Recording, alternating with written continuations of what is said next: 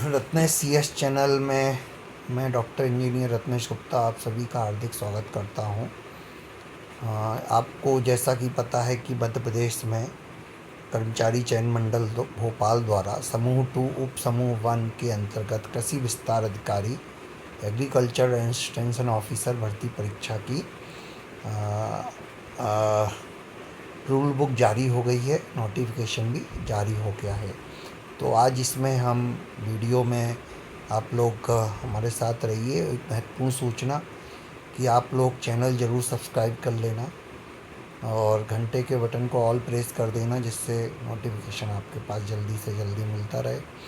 और जो लोग भी कृषि विस्तार अधिकारी की परीक्षा के लिए तैयारी करना चाहते हैं या उनके फ्रेंड्स हैं, रिलेटिव्स हैं, उन तक हमारा वीडियो ज़रूर पहुंचाइए, जिससे कुछ लोग लाभान्वित हो सकें और आपके थ्रू भी मदद हो सके एस्पायरेंट्स की, प्रतिस्पर्धियों की, बेरोज़गार व्यक्तियों की।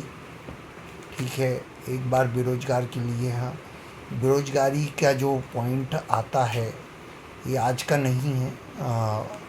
सोशल साइंस के अंदर गरीबी, बेरोज़गारी, निरक्षरता, ये सब चीज़ें आज की नहीं है, बहुत पुरानी हिस्ट्री में है। ठीक है, तो बेरोज़गारी के बारे में हम बहुत अच्छी बात करेंगे कभी। अभी ये बात क्लियर है कि आवेदन पत्र भरने की प्रारंभ तिथि 3 जुलाई और अंतिम तिथि 17 जुलाई। संशोधन करने की प्रारंभ तिथि 3 जुलाई और अंतिम तिथि संशोधन करने की 22 जुलाई। परीक्षा दिनांक व दिन 2 अगस्त 2026 रविवार से प्रारंभ। एक बात याद रखना, अभी हॉस्पिटल असिस्टेंट भर्ती परीक्षा में जिस तरह से टेंटेटिव डेट थी 24 जून, उसी तरह से एग्ज़ाम स्टार्ट हो गई है ना। तो कुछ भी मतलब संभव है। कुल मिलाकर कुछ लोगों का कहना होता है कि अभी इतनी जल्दी एग्ज़ाम नहीं हो पाएगी, लेकिन मध्य प्रदेश कर्मचारी चयन मंडल के द्वारा बहुत ही अलर्टनेस, एक्टिवनेस और तत्परता से एग्ज़ाम कराई जा रही है। और बाकी जो आरोप लगते हैं किसी भी परीक्षा मंडल के ऊपर, परीक्षा ऑर्गेनाइजेशन के ऊपर, वो हमेशा साथ में रहेंगे और इन्हीं परिस्थितियों के अंदर हमें अपना काम करना है ना। एक वाक्य आपने सुना होगा कि मेहनत ऐसी करो सफलता शोर मचा दे। तो अभी हमने एक महत्वपूर्ण सूचना और आपको इसी वीडियो में मैं दूंगा कि general awareness, SSC general awareness या जो भी एग्ज़ाम होती है उसके अंदर एक जनरल अवेयरनेस नाम से, सामान्य ज्ञान वगैरह से एक सेक्शन ज़रूर होता है जो बहुत बड़ा रोल अदा करता है। इसके अंदर करंट अफेयर्स भी आता है। तो इसके लिए हमने एक बहुत ही अच्छी बुकलेट लॉन्च कर दी है। बुकलेट हार्ड कॉपी में तैयार है। तो जिन लोगों को भी ये बुकलेट चाहिए वो मुझसे संपर्क कर सकते हैं। डिस्क्रिप्शन में आपको नंबर दे दिया जाएगा। बहुत ही अच्छी बुकलेट है। बुकलेट के अंदर पूरे जो इंडिकेटिव सिलेबस दिया है SSC का, उसके आधार पर पूरा बुकलेट हमने तैयार किया है। बुकलेट का प्रूफ रीडिंग बहुत अच्छा है। बुकलेट की क्या कहते हैं, टाइप सेटिंग वगैरह भी अच्छी है। नोट्स स्टार्टिंग में नोट्स दिए हुए हैं, उसके बाद 50 प्रैक्टिस MCQ अवेलेबल हैं विद आंसर, और ऐसे करके 600 MCQs बुकलेट के अंदर हैं। और नोट्स भी अच्छे हैं। ठीक है, नोट्स जितने सिंपल और स्वीट और शॉर्ट होते हैं, वन लाइनर भी उसके अंदर मेंशन है एग्ज़ाम की दृष्टि से। और इसके अलावा उसी के साथ हमने 5 मॉक टेस्ट का बुकलेट भी उसके साथ इंक्लूड किया है, जिसके अंदर 5 मॉक टेस्ट रहेंगे और एक मॉक टेस्ट में 50 क्वेश्चन रहेंगे। आंसर की उसके पीछे दी हुई है, जिससे आप जब उसको सॉल्व करें टाइम लिमिट के अंदर, तो उसके बाद आप अपना असेसमेंट कर सकें। ठीक है, तो बहुत अच्छी सूचना आप सभी के लिए। आगे बढ़ते हैं। तो 2 अगस्त से एग्ज़ाम प्रारंभ है। वही बात, सीधी भर्ती संविदा पदों हेतु भी है। अनारक्षित यानी जनरल के लिए 500 और मध्य प्रदेश के मूल निवासी ST, ST, OBC, EWS, handicapped के लिए 250। और सीधी भर्ती बैकलॉग के लिए कोई शुल्क नहीं, यानी कि बेगा सहरिया भारिया के लिए कोई शुल्क नहीं। ठीक है, आगे बढ़ते हैं। 2 अगस्त 2026 से प्रारंभ है, 2 शिफ्ट में एग्ज़ाम होगा, है ना, 3 घंटे का एग्ज़ाम ये होगा। कृषि विस्तार अधिकारी, ठीक है। आगे बढ़ते हैं, इसके बाद वो सब चीज़ें, ये इसमें ये विषय सूची दी है। कृषि विस्तार अधिकारी विभागीय नियम, रिक्त पदों का विवरण तथा आरक्षण तालिका, मध्य प्रदेश कर्मचारी चयन मंडल के परीक्षा संचालन संबंधी नियम, परीक्षा का पाठ्यक्रम, प्रातःदेयक, ठीक है। तो इसके बाद ये जो नियम है ये दिए हुए हैं, ठीक है। नियम कहाँ से? मध्य प्रदेश कनिष्ठ सेवा शिक्षार्हता परीक्षा नियम 2013। अभी 2026 से नियम अपडेट हुए हैं, लेकिन अभी यही नियम इसमें लागू है, ठीक है। इसके बाद आगे बढ़ते हैं। जैसा कि आप देख रहे हैं, सेवा समूह, समूह 2, उप समूह 1, कृषि विस्तार अधिकारी भर्ती परीक्षा 2026, कौन सी? क्लास 3 तृतीय श्रेणी। हाँ, ये बहुत इम्पोर्टेंट है ऑनलाइन परीक्षा के लिए। जो इम्पोर्टेंट चीज़ है, बहुत बड़ी रूल बुक होती है, जो चीज़ इम्पोर्टेंट है उसी के बारे में हम बात करेंगे। समूह 2, उप समूह 1, प्रश्न पत्र की संख्या 1, कुल अंक 200। 200 अंक में 100 अंक में 2 सेक्शन रहेंगे, section A, section B. Section A क्या रहेगा? सामान्य ज्ञान, सामान्य हिंदी, सामान्य अंग्रेजी, सामान्य गणित, सामान्य तार्किक योग्यता, सामान्य विज्ञान और सामान्य कंप्यूटर ज्ञान। इस हिसाब से ये देखेंगे 100 क्वेश्चन आएंगे। और 1 2 3 4 5 6 7 सेक्शन हैं और 100 क्वेश्चन आ रहे हैं, यानी कि कितने क्वेश्चन? लगभग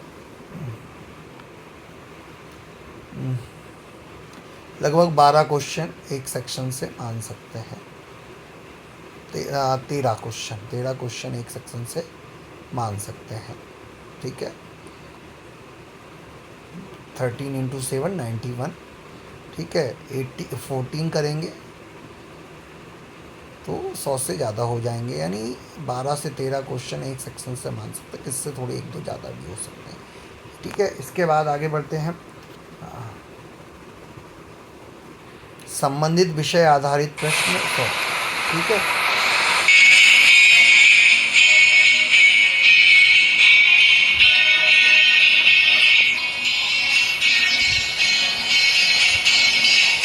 ये जीवन है।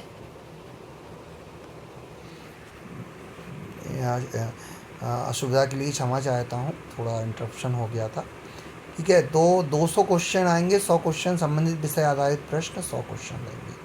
क्लियर है, ठीक है। इसके बाद है पात्रता की शर्तें। पात्रता की शर्तों में यहाँ क्लियर मेंशन है कि जो है ना, जो भी व्यवसाय करता है, अभी मैंने देखा था तो इसमें क्लियर मेंशन है कि कोई भी ग्रेजुएट रहेंगे, ठीक है। आगे बढ़ते हैं। और जो सिंपल से नियम होते हैं वो वही हैं, उस पर हम बात नहीं करेंगे खास। वही नियम होते हैं जो होते हैं। 18 से 40, फिर रिजर्वेशन के साथ 45 साल, और जो पहले से भर्ती में है यानी सेवा में है उनके लिए भी 45 साल, ठीक है। तो इसके बाद हम आगे बढ़ते हैं। रिजर्वेशन भी दिया हुआ है, वही बात है, ठीक है। थोड़ा सा आगे बढ़ते हैं। यस, हाँ, ये भी थोड़ा इम्पोर्टेंट है, इसको देख लेते हैं। संचालनालय कृषि एवं कल्याण कृषि विकास मध्य प्रदेश भोपाल, कृषि विस्तार अधिकारी, सीधी भर्ती, ठीक है। सीधी भर्ती है। अनारक्षित के लिए 1126 पद हैं, EWS के लिए 444, 316 SC के लिए, 122 ST के लिए, 776 OBC के लिए, और टोटल 2784। तो टोटल पद कितने हैं? 2784, जिसमें डिफरेंट रिजर्वेशन से है। एग्जीक्यूटिव क्लियर लिखा हुआ एग्जीक्यूटिव क्लास है, यानी कि ये बहुत ही विशिष्ट सेवा है, एग्जीक्यूटिव पद है, ठीक है। ना कि एग्जीक्यूटिव पद में ज़्यादातर वो पद आते हैं जो फील्ड जॉब वाले होते हैं, ठीक है। ये मेरा थोड़ा सोचना है। इसके बाद कृषि विस्तार अधिकारी, ठीक है। कृषि विस्तार अधिकारी, एग्रीकल्चर एक्सटेंशन ऑफिसर, ठीक है। इस तरह से ये पूरा बताया गया है। परीक्षा संचालन के नियम वगैरह, ठीक है, वही होते हैं जो आपको सबको पता है, वही सब चीज़ें नॉर्मल चीज़ें। इसके बाद आगे हम बढ़ते हैं। प्रवेश पत्र का सिस्टम, मूल्यांकन पद्धति भी बहुत इम्पोर्टेंट होती है। 1 अंक दिया जाएगा और 1/4 नेगेटिव मार्किंग यानी 0.25 अंक घटा दिए जाएंगे, ठीक है। नेगेटिव मार्किंग थोड़ा होती है वहाँ पे, थोड़ा सा 80 to 85% पे तो हाईएस्ट मार्क्स पहुँच जाते हैं, है ना। तो रॉ स्कोर है, नॉर्मलाइजेशन होता ही है, आपको पता है। नॉर्मलाइजेशन इसलिए किया जाता है क्योंकि कई शिफ्ट में एग्ज़ाम होता है, डिफ़िकल्टी का पेपर अलग अलग होता है, ठीक है, इसलिए नॉर्मलाइजेशन किया जाता है। नॉर्मलाइजेशन के बारे में आपसे कभी आप हमें कमेंट कर सकते हैं, नॉर्मलाइजेशन क्यों होता है, क्या होता है, इसके बारे में हम आपको बात कर सकते हैं। कोई भी डाउट हो आप कमेंट सेक्शन में हमसे बात कर सकते हैं, ठीक है। आगे बढ़ते हैं। ये इसके बाद ऑनलाइन आवेदन पत्र भरना, ठीक है। तो ऑनलाइन आवेदन आप टाइम पे भर दीजिए क्योंकि लास्ट टाइम पर थोड़ा दिक्कत हो जाता है। ये बात फिर से यहाँ पे क्लियर मेंशन है। 3 जुलाई से आवेदन पत्र चालू हो गए हैं, अंतिम तिथि है 17 जुलाई, ठीक है। तो 17 जुलाई तक आप आवेदन पत्र भर सकते हैं। ऑनलाइन आवेदन पत्र भरना है MP ऑनलाइन से, ठीक है। 500 रुपये और 250 रुपये फ़ीस है। सीधी भर्ती के लिए निरंक है, ठीक है। एक प्रश्न पत्र 1 संशोधन के लिए जो नॉर्मल, हाँ, ये संभावित परीक्षा शहर क्लियर मेंशन है, वो हमेशा होते हैं। भोपाल, इंदौर, जबलपुर, खंडवा, नीमच, रतलाम, रीवा, सागर, सतना, सीधी, उज्जैन। इसमें ग्वालियर मेंशन नहीं होता, बहुत टाइम से ग्वालियर को एक्सक्लूड कर दिया गया है। उसका कारण है व्यापम, है ना, भर्ती घोटाला, मेरे विचार से। आगे बढ़ते हैं। यस, जो हमारे लिए काम की सबसे इम्पोर्टेंट चीज़, समूह 2 उप समूह 1 के अंतर्गत कृषि विस्तार अधिकारी भर्ती परीक्षा 2026 परीक्षा में केवल 1 प्रश्न पत्र होगा, ठीक है। सामान्य प्रशासन विभाग में संशोधित 16 फरवरी 2015 के अनुसार प्रश्न पत्र का विवरण 200 अंक, ठीक है। यहाँ क्लियर मेंशन है। सेक्शन ए में कौन कौन से सेक्शन रहेंगे? सामान्य ज्ञान, सामान्य हिंदी, सामान्य अंग्रेजी, सामान्य गणित, सामान्य तार्किक योग्यता, सामान्य विज्ञान और सामान्य कंप्यूटर। 100 क्वेश्चन संबंधित विषय पर आधारित, 100 क्वेश्चन, कुल अंक 200, ठीक है। इसके बाद जो संबंधित विषय पर आधारित क्वेश्चन, हमारा एग्रीकल्चर का पेपर रहेगा, है ना, क्योंकि एग्रीकल्चर एक्सटेंशन ऑफिसर इस पद का नाम है इंग्लिश में। हिंदी में कृषि विस्तार अधिकारी। कृषि विकास अधिकारी और कृषि विस्तार अधिकारी एक ही बात लगती है, लेकिन ये कृषि विस्तार अधिकारी मतलब एग्रीकल्चर एक्सटेंशन ऑफिसर, और कृषि विकास अधिकारी यानी कृषि एग्रीकल्चर डेवलपमेंट ऑफिसर, ठीक है। तो कृषि विस्तार अधिकारी ब्लॉक लेवल पर होते हैं, ठीक है। जनरल एग्रीकल्चर ग्राम पंचायत लेवल पर भी हो सकते हैं। वैसे ग्राम पंचायत लेवल पर तो ग्रामीण कृषि विस्तार अधिकारी होते हैं, लेकिन ये शायद ब्लॉक लेवल पर होते हैं, ठीक है। आगे हमसे कोई भी चर्चा आप इस बारे में कर सकते हैं, ठीक है। अब यहाँ पर ये तो क्लियर है, ये जो मेंशन है, इसके जो पुराने पेपर हैं मध्यप्रदेश कर्मचारी चयन मंडल के, उनसे हमें हेल्प मिल सकती है कि कहाँ से क्वेश्चन आते हैं और कैसे क्वेश्चन आते हैं, ठीक है। यदि हम बात करें, है ना, सामान्य ज्ञान, हिंदी, अंग्रेजी, गणित, योग्यता, है ना, यानी इंग्लिश में तो general knowledge, general Hindi, general English, general mathematics, general reasoning and general science and general computer knowledge, ठीक है।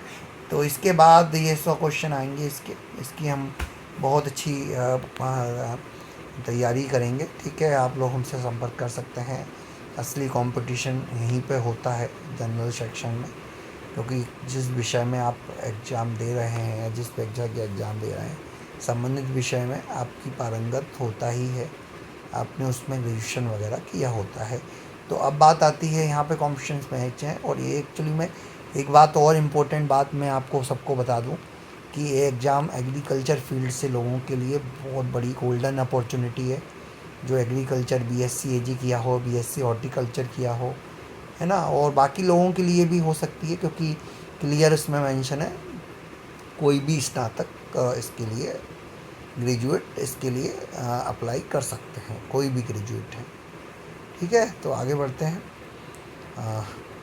जनरल एग्रीकल्चर, ठीक है। कोई भी किसी को डाउट हो कमेंट सेक्शन में मुझसे बात कर सकते हैं, और लोगों तक मेरा वीडियो शेयर कर ज़रूर करें, बहुत लोगों तक मेरा वीडियो पहुंचेगा, उनकी हेल्प हो सकती है।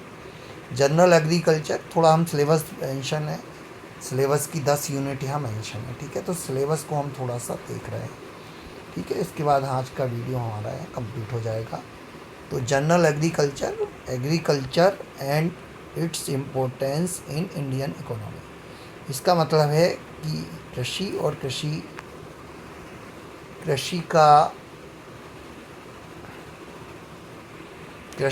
कृषि का भारतीय अर्थव्यवस्था में महत्व, ठीक है। तो हम एक काम करते हैं कि इसके लिए इंग्लिश में ये सिलेबस मेंशन है, इसी को हिंदी में ट्रांसलेट करके थोड़ा समझ लेते हैं, ठीक है ना। ये एग्रोनॉमी, ठीक है। Major crops of MP, Madhya Pradesh की प्रमुख फसलें। Agro techniques of major field crops of MP, ठीक है। तो जो मध्य प्रदेश की प्रमुख फसलें हैं उनकी एग्रो टेक्निक्स यानी कृषि तकनीक। Farming systems and sustainable agriculture, farming systems, ठीक है, कृषि के निकाय। और सतत कृषि यानी कि सतत धारणी कृषि, सस्टेनेबल एग्रीकल्चर, ठीक है। Introductory agro meteorology, agro climatic and agro ecological zones. Agro climatic मतलब कृषि जलवायु एंड कृषि पारिस्थितिक क्षेत्र, ठीक है। इसके बाद यूनिट 3 है हमारी सोयल साइंस, सोशल साइंस नहीं, सोयल साइंस, मृदा विज्ञान। सोयल एंड इट्स कंपोजिशन, तो मृदा और उसका संगठन। And its role in crop production, इसमें फसल के उत्पादन में इसका रोल इम्पोर्टेंट, ठीक है। Chemical and biological properties of soil, इसका मतलब ये कि रासायनिक और जैविक गुण किसके, मृदा के, मिट्टी के, मृदा मिट्टी, है ना। इसेंशियल प्लांट न्यूट्रिएंट्स, इसका मतलब है कि जो पौधों के पोषक तत्व हैं, मुख्य पोषक तत्व, उनका फंक्शन, ठीक है, और उनकी डायनामिक्स। इंटीग्रेटेड न्यूट्रिएंट मैनेजमेंट, इसका मतलब समाकलित पोषण प्रबंधन, ठीक है। Problem soils and their management, तो मिट्टी की जो समस्याएं हैं वो और उनका प्रबंधन, उनका मैनेजमेंट, ठीक है। तो यहाँ पे सोयल साइंस यूनिट 3। यूनिट 4 केवल मेंशन है, ये यूनिट का केवल नाम मेंशन है, उसके अंदर का कंटेंट नहीं है, यानी यही यूनिट का नाम है। Soil and water conservation and water side management, यानी सोयल यानी मिट्टी, और वाटर कंजर्वेशन यानी जल संरक्षण, और वाटर साइड यानी जल संग्रहण प्रबंधन, ठीक है। इसके बाद है प्लांट फिजियोलॉजी है, ठीक है, पादप फिजियोलॉजी, ठीक है। तो absorption, translocation and metabolism of nutrients, photosynthesis and respiration, ठीक है। तो प्रकाश संश्लेषण और श्वसन। ग्रोथ एंड ग्रोथ डेवलपमेंट, ठीक है, growth and development, growth hormones and growth regulators, ठीक है। यहाँ ग्रोथ रेगुलेटर्स हैं, ठीक है, जो ग्रोथ हार्मोन्स होते हैं, ठीक है। Plant physiology. Crop improvement, unit number 6, crop improvement, elements of genetics and plant breeding as applied to crop improvement. तो क्रॉप इम्प्रूवमेंट में क्या है, element of genetics and plant breeding as applied to crop improvement. Unit number 7, horticulture, package of practices of important fruit, vegetable, spices and economically important flowering plants, ठीक है। इसका मतलब ये है कि जो फ्रूट वेजिटेबल्स मसाले हैं, फ्रूट वेजिटेबल हैं, जो मुख्य फूल हैं, फूल वाले पौधे हैं, उनका पैकेज प्रैक्टिस, ठीक है। Nursery management and propagation methods of horticulture crop, ठीक है। तो हॉर्टिकल्चर मतलब होता है बागवानी, ठीक है। तो nursery management and propagation method horticulture crop, बागवानी फसलों का प्रोपेगेशन मेथड। प्रॉब्लम्स, कौन कौन सी प्रॉब्लम्स रहती हैं इसमें, अनफ्रूटफुलनेस यानी कि पकता नहीं है। अल्टरनेट बीयरिंग और फ्रूट ड्रॉप्स मतलब फलों का गिरना, ठीक है। And physiological disorders and their management, physiological disorder and उनका प्रबंधन।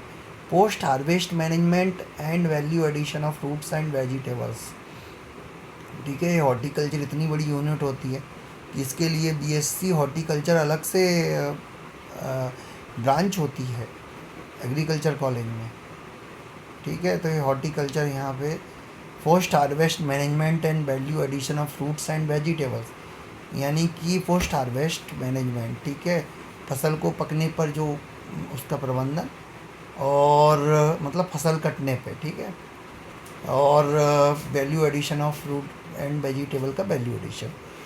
यूनिट नंबर 8 है प्लांट प्रोटेक्शन। प्लांट प्रोटेक्शन मतलब पौधों का सुरक्षा। क्या? Important insect pest and diseases affecting important crops and their management. कौन से पेस्ट हैं और जो रोग हैं मुख्य फसलों के और उनका प्रबंधन। Components of integrated pest, integrated pest के कंपोनेंट एंड डिसीज मैनेजमेंट, रोग प्रबंधन। स्प्रे इक्विपमेंट, ठीक है, स्प्रे किया जाता है ना, तो वो अपन कीटनाशकों का छिड़काव करते हैं। Spray equipments, their selection and maintenance, उनका सिलेक्शन, उनका चुनाव और उनका मेंटेनेंस। रोडेंट मैनेजमेंट, रोडेंट से मतलब यहाँ पे चूहों से मतलब होता है, ठीक है। तो rodent management, safety precautionary measures during pesticide use, ये बहुत इंपॉर्टेंट होता है, हर जगह यूज होता है। यहाँ से क्वेश्चन सबसे ज़्यादा मतलब ये मान के चलिए यहाँ से 1 से 2 क्वेश्चन पक्का मिलेंगे। यदि प्लांट प्रोटेक्शन से 10 क्वेश्चन आते हैं तो 2 से 3 क्वेश्चन यहाँ से मिल सकते हैं safety precautionary major during pesticide use से, ठीक है, क्योंकि प्रिकॉशनरी मेजर हमेशा ही इम्पोर्टेंट होता है। यूनिट नंबर 9 है एग्रीकल्चरल इकोनॉमिक्स, ठीक है। तो meaning, principles of economics as applied to agriculture, farm planning and resource management for optimal production, farming systems and their economic role, marketing of agricultural produce and regulated market in MP including initiative like e Choupal, ठीक है। तो यहाँ पे agriculture economics से मतलब है उसका meaning है, उसके क्या प्रिंसिपल्स हैं, है ना, फॉर्म प्लानिंग और रिसोर्स मैनेजमेंट, ज़्यादा से ज़्यादा उत्पादन के लिए, ठीक है, ऑप्टिमल प्रोडक्शन के लिए। फार्मिंग सिस्टम्स है, एग्रीकल्चर प्रोड्यूस के बाद मार्केटिंग की जाती है, विपणन बोलते हैं इसको, ठीक है। तो और प्राइस ऑफ एग्रीकल्चर, एग्रीकल्चर का प्रोडक्शन हुआ उसका प्राइस, उसका रेगुलेशन और एग्रीकल्चर प्रोडक्शन में, ठीक है। तो एग्रीकल्चर इकोनॉमिक्स का मतलब ये है कि आपने जो फसल उत्पादन किया है, एग्रीकल्चर किया है, उसको अर्थव्यवस्था में कैसे यूज करना है, ठीक है।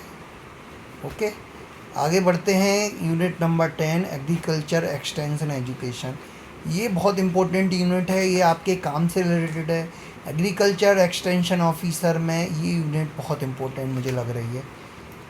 और वास्तविकता में ये यूनिट इसलिए भी इम्पोर्टेंट है कि आपका जो पद का नाम है एग्रीकल्चर एक्सटेंशन ऑफिसर, ये यूनिट से बहुत रिलेटेड है, ठीक है। Philosophy, objective and principle of extension, ठीक है।